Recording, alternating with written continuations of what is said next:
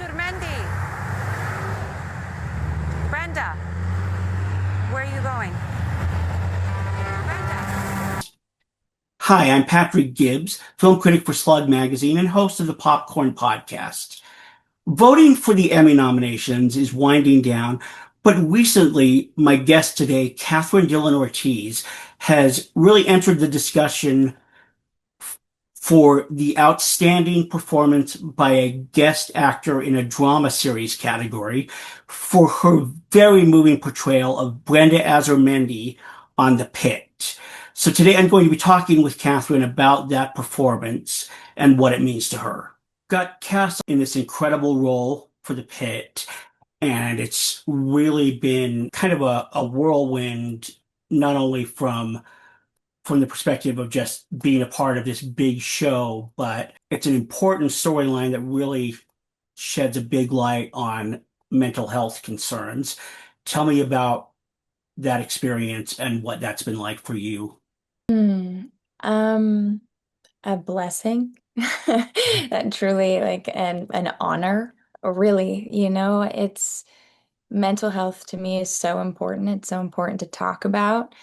And to be a part of what I thought to be one of the best shows out there, and to be a part of it in this way, telling a story that far too many people are living, has been the privilege of a lifetime. I like deeply to do this kind of work, to do my best to reflect the truth of what so many people experience has been an absolute dream to me.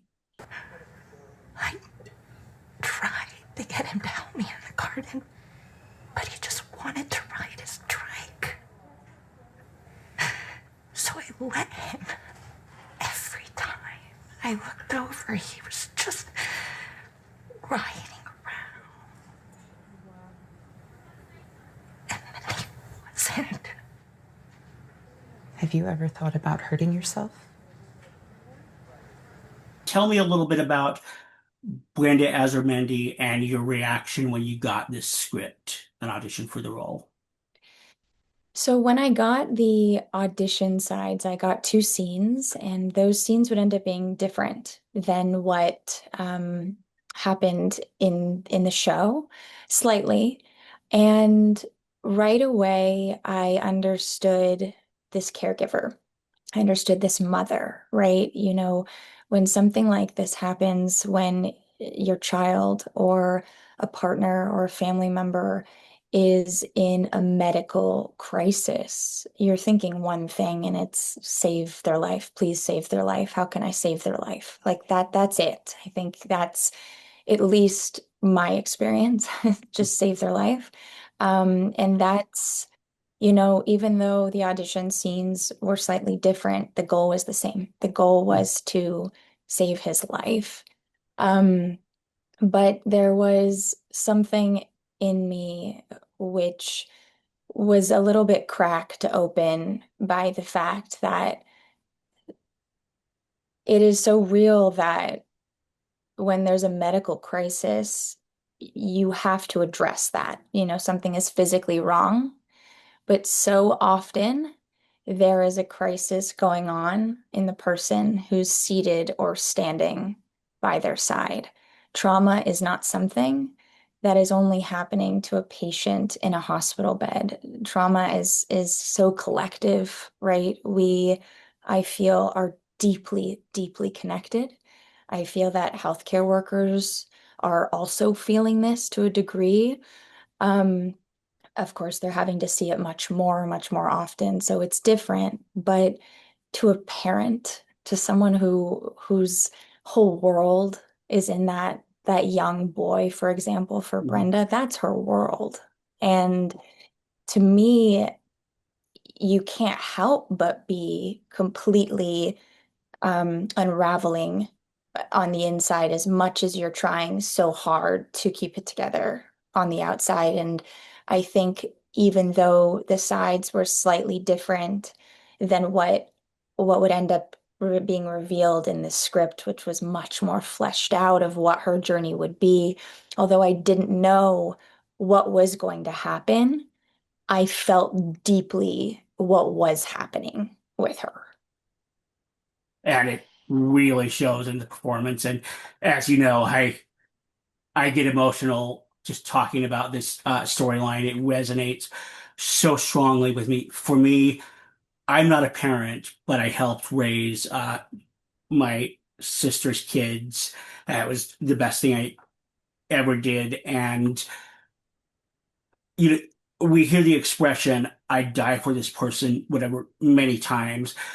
But until you're in a position where you're really caring for kids, it changed me in terms of truly knowing what it feels like to know I would die for these kids, and also knowing every moment where it's like, oh, where did I lose one of them? And all of those moments of unbelievable stress of and guilt of like, did I fail as a Mhm. caregiver? I I can't even imagine. Well, I can imagine, but I hope I never have to truly feel the unbelievable fear, guilt, and pain that would be going through a person's mind at that moment when you feel the question of, is my child's life in danger, and is it my fault?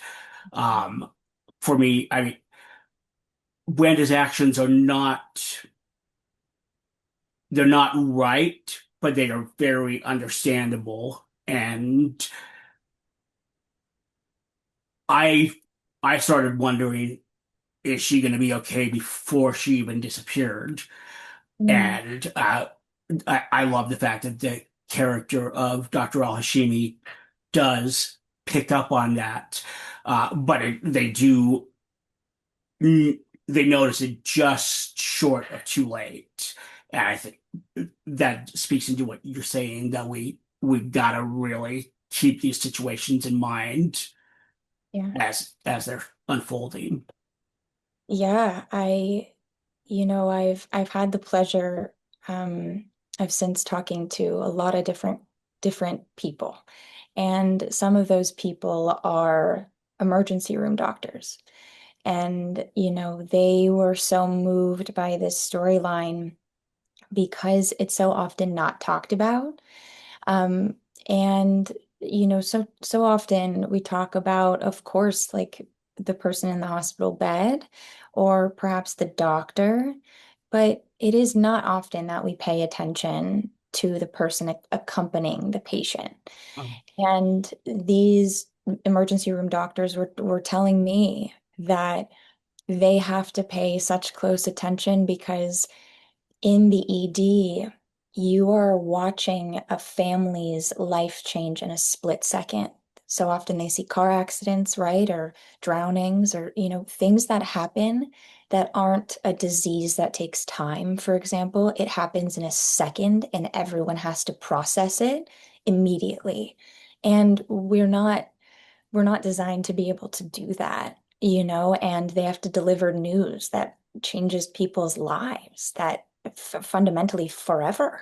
Um, and I so commend the Pitt, Warner Brothers, John Wells Productions, HBO Max. I mean, to take a risk on something like this with mental health being so stigmatized, with something that is so often not spoken about, but also really not spoken about in this way. This way was not dramatized, or I certainly didn't intend it to be, and production certainly didn't intend it to be. This, mental health a lot of times when portrayed is loud. Is there's a lot of hysteria, and I think you and I both agree, or I will speak from my experience with my own mental health struggles, that very, very often it is quiet, and I think that to remind the world on a stage like this, that if this story is in a show like this, that means it's universal. That's what that means. It means enough people know this and have seen it and have experienced it that they are creating it. And to me, so, it is such a gift and a love letter to the world of people, of caregivers who have just tried to survive a traumatic situation, to parents, the amount of parents that have to go through the worst days of their life and feel like you were talking about guilt and shame, even if it wasn't malicious or their fault or anything like that. That's your child. That is in your hand because they don't know better, and so there's so much judgment around it in my research about this, in the millions of stories similar to Brenda's. No matter the situation, there's judgment on it. People expect it to look a certain way, and they expected people to behave a different way. And to me, this is a huge reminder that this can happen to anyone, any one of us, at any given time. And that I hope that we can extend empathy and an understanding and compassion toward ourselves first, and then toward others. Absolutely. And I think there is a lot of stigmatizing of mental health, and there's also stigmatizing of caregivers in these situations. You have a situation where, so I think that human nature, we like to, if we can't fix a problem, the first thing we look for is a place to put the blame.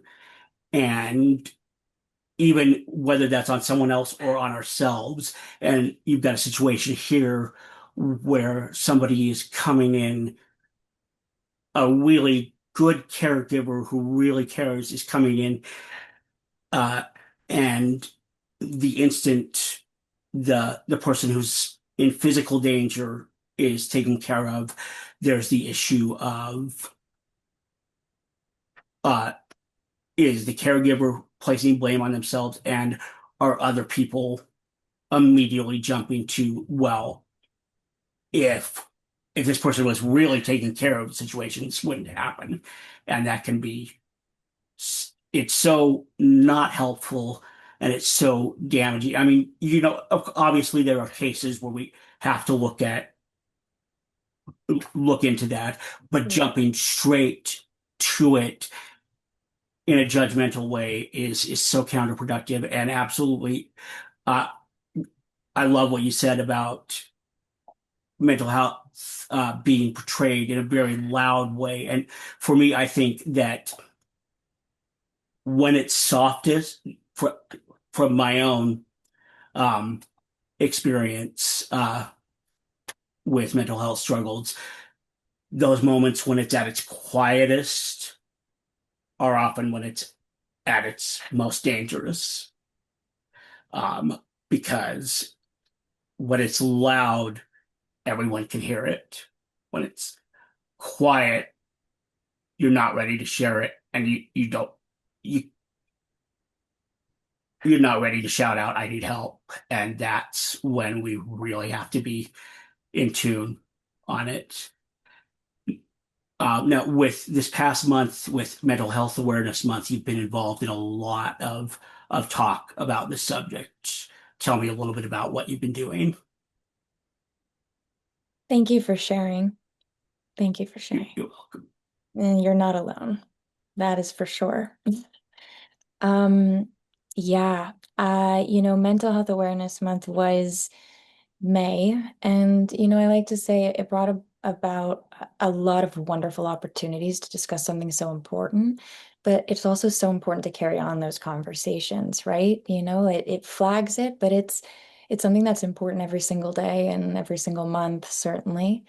I had, such a pleasure of talking to, as I mentioned, emergency room doctors, therapists in hospitals, I have done some conversations with real mental health experts in the field.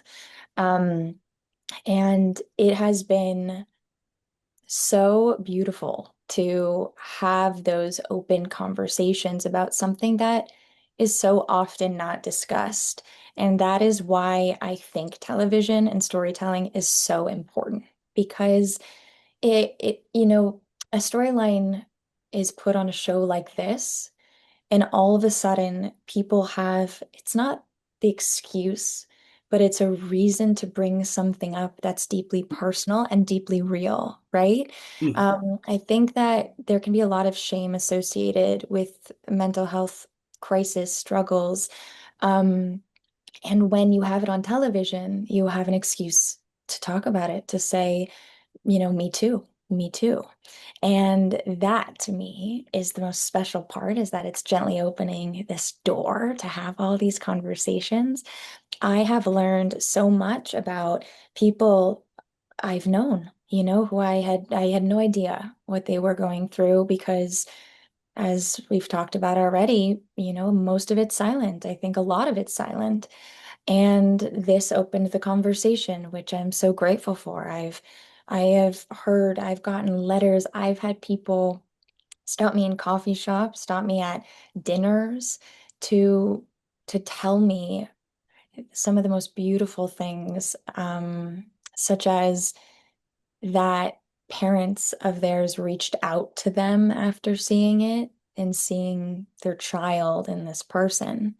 I've had, people say that they just felt seen in a way they felt with dignity, and that to me is Valerie's writing, that's Uda's direction, that is, all of them. I mean, Amanda, Damien, John Wells, that's a team here. That's not just me. I'm a part of it. But I was guided so beautifully to hopefully simply reveal the truth. That's what it is. It's to me, it's revealing that part of me, that part of all of us.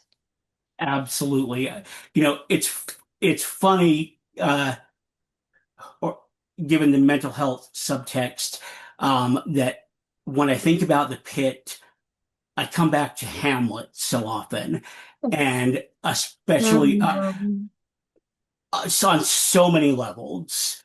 And Hamlet is something that's very personal to me. But it was when I fell in love with Shakespeare. It's my favorite play, but it also I share the fact that a friend of mine when I was a teenager, his favorite play was Hamlet, and unfortunately, he ended up making the choice that Hamlet couldn't. So I always like when I watch Robbie, when I watch all of these characters, I think of Hamlet, but I also think of Hamlet's words about holding the mirror up to nature. And I come back to that quote so often with the pit. When I spoke with Jeff Kober, who plays Duke, he gave just a great quote about the show, which is that it's a show that values truth over drama. And I think that that's why it speaks to people. So I know it's why it speaks to me so strongly is because it's not about what's the most dramatic story we can tell, what's the most dramatic angle we can find on it. It's about portraying it truthfully and getting that honest reaction. Yeah, and I think it's brave, right? Because think of the word drama, right? Drama school, drama performance, right? Like that, there's a lot of drama all over this industry, which, a lot of it is is so well intended and does its job. And then there's moments where we must take out any sort of um drama that isn't genuine. Don't inflate something that's already so real as it is. Inject it with anything false. I think Jeff is such a smart person, talented person. I love his Yes, heart. Um, absolutely.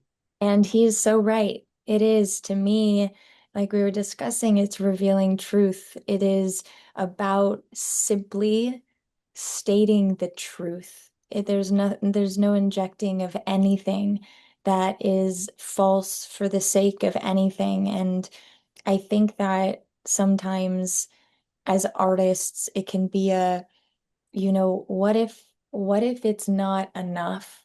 And to me, it's just a reaffirming of how much you are enough, how much just existing in what is. Mhm. And for example, for Brenda, save her son's life, just save her son's life, get through the day, right?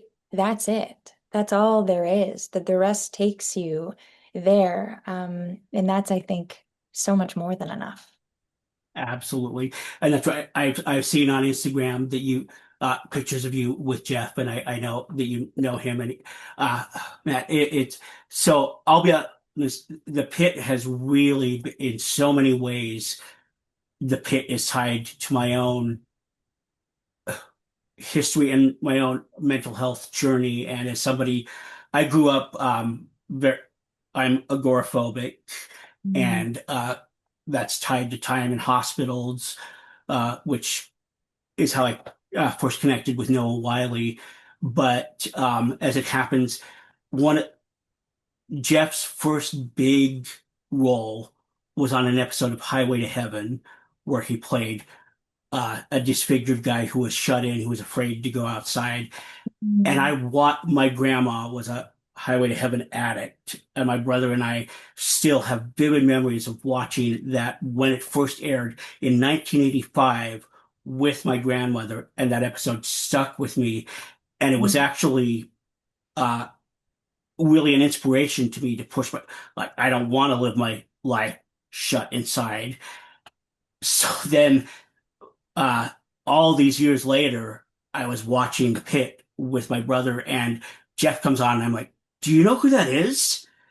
And then getting to talk to him about that was unbelievable. So it's just this amazing circle of there's just so much to connect to in the show that I'm always just like peeling back new layers of it. It's Yeah. really astounding.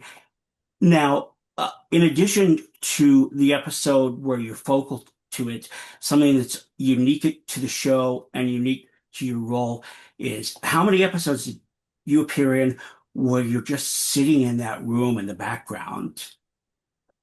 I mean, it's 5. five. Yeah, that's a lot. Yeah. 3 of those episodes, um, there was no dialogue, and yeah, the show is so special because it's 360 degrees, right? Mhm. And it's about the immersive company of what it is to be inside, the emergency department. And Brenda is on a psych hold. Those holds are typically around 72 hours. And so, her room is right there. And that is accurate to medicine. And as we've talked about, the show's what I would think the show's number one priority is accuracy to medicine, to what it is. And so to me, so much of the ER is not being resolved, right? That's just what the nature of it is. And so, I am asked often, what do we, is Micah still in the ICU? Is Brenda still on a hold? And in an ER, unless that person shows back up in the ER, we don't know what happens with their life. And so I had the great, great honor of having, months to simply observe, to be immersed in something because it's a visual medium, I believe, storytelling, Yes. television, film. It's not about how many lines or you're talking or it's anything like that. It's a visual and visceral and to me, you know, I stayed there. I stayed in what that true state was for Brenda. And I also had a front row seat to some of the greatest geniuses that I feel of our time who come Absolutely. in to work every single day. And Right. So you had a front row seat, but at the same time, I think it's really important to point out. So every one of us who has acted has been an extra before.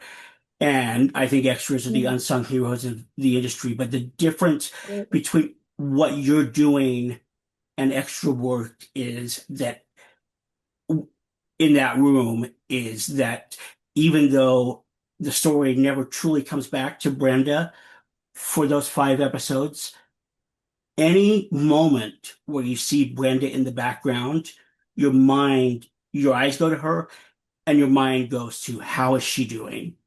mm, So it's whereas about a regular background actor is kind of blending in, mm, you're still just sitting there. You're having to tell such a strong story and be present in the fact that eyes are being drawn to you and you're physically telling a big part and maintaining that character. I think that's a unique acting challenge that is utterly unique to the show and that I think you're the personification of it. I don't think anybody else has had quite such a dramatic example of having to do that, but I think it it's a part of what makes this performance so special that deserves some mention as well, in addition to the episode where you're more front and center.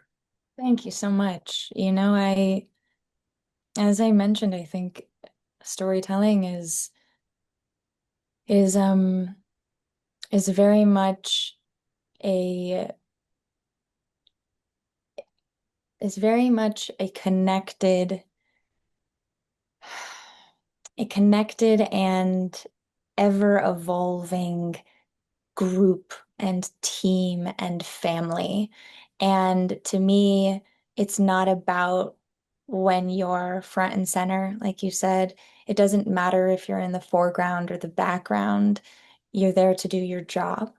My job was to be Brenda and where she was in each hour as it passed, thinking about Micah's dad, where he was, how he was doing, where I was in my life.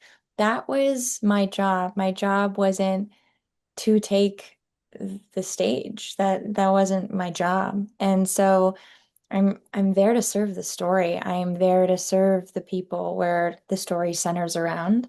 And it's a privilege to be there, whether I'm front and center or whether I am deep, deep in the background. Agreed. Now, with any guest role, obviously you can't go into each guest appearance you make thinking, well, maybe this is a chance as an Emmy. That doesn't even enter the picture most of the time. And I would imagine not even going into this one, but yet at this point, it's kind of hard to mention the Pitt without going to the Emmys at some point because they are becoming synonymous. Um, at, at what point did you start to feel yourself becoming part of the Emmy discussion, and how did you feel about that? Oh my goodness, Patrick. At no point did I ever feel that. Yeah, I got a dream job of a guest star with a possibility of recurring. That's what I got, and I was over the moon. I didn't think to alert trades. I didn't think to, in fact, I thought, let's not do that. Let's just like let me do my job, like Mm, hopefully I keep this job. As I'm sure you know in television, things yeah, change all the time. And absolutely. so I didn't want any sort of, announcement. I I didn't hire publicists. N nothing like that. I was so thrilled to do the job. I was so thrilled to be a part of the show. It was an insane cherry on top when people saw themselves in Brenda. Like that was, I know that actors want to do a good job for their employers, for the show itself, right? But I I didn't feel that way. I I had felt a deep responsibility to the Brendas of the world. That's what I felt. That I really had such a gift in my hand, and that was to tell the truth about something that so many people are experiencing. And that's the extent of what I thought. And then to answer your question, because here we are at the end of June, Yeah. is that about 3 days prior to the deadline for Emmy submissions, my manager texted me and goes, so I think that you need to be submitted for a Best Guest Actress in a drama series for the Emmys. And I spit out my coffee and I said, well, what are you talking about? What are you talking about? I don't people campaign for this? Like, don't, I didn't even, had my understanding now is that if you expected any sort of, Emmy contention, you have a campaign, you have a publicist, you back it up, and you really think through this. And there was none of that. And so, we did. Simply because the response was so beautiful. I was able to take it into the world and do, have some real world impact. And to me, if a storyline like this gets this kind of attention and to be talked about in moments like this with you, Patrick, like if this is campaigning or if this helps in any way have this conversation on a huge stage, like count me in. In that way, absolutely. So to make a long story longer, Uh, no awareness, no campaign. uh, I'm definitely, this is the first time I've ever been considered for something like this. And so we're learning, but I feel like I have won.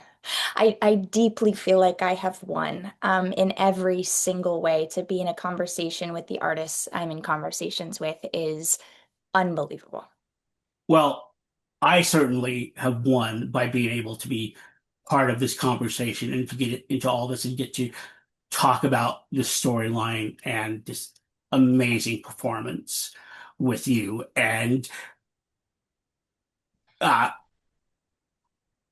I know you don't feel so much you're part of the Emmy discussion, but I will say from the moment I saw that episode, in my mind and my heart, you've been part of the Emmy discussion, and I really Mm. feel passionately about that. I think that it's an amazing performance that really is crying out to be heard and noticed on every level and in the best and most important ways. And I thank you so much for giving us that performance. Oh, Patrick, thank you so much. That means the world to me. Thank you so much. Thank you for sharing your heart with me. I cherish it. So thank you so much. Thank you. What's next for you? We're gonna see. We're gonna see.